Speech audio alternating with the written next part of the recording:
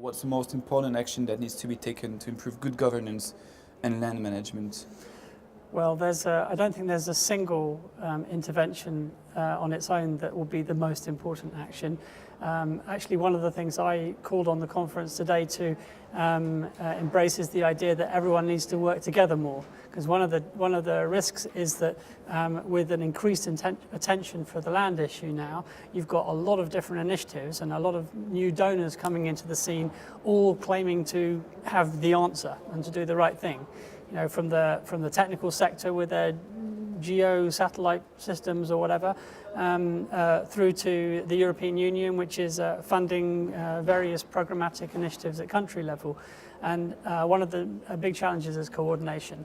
But the other thing is nearly everything that we're doing as OXFAM is to promote in one way or another the implementation of the voluntary guidelines that were adopted by the UN's Committee on Food Security.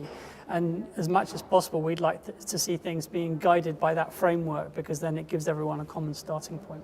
They're just voluntary guidelines. Yeah. There is no the obligation out of it, The right? voluntary guidelines by no means any kind of a regulatory framework to prevent land grabbing of the kind that, or resource grabbing of the kind that we're talking about here.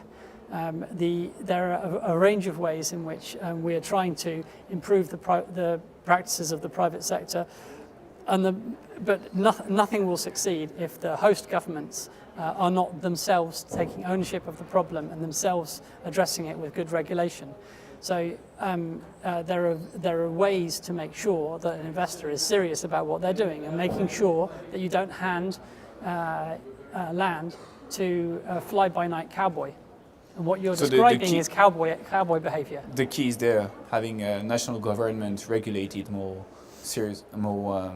toughly, let's say. Yeah, I think that if national governments need to have a much more critical, welcoming but critical attitude to investors, and make sure that investors are serious and that they have the credentials to actually do a real investment with real benefits for the country and the local population.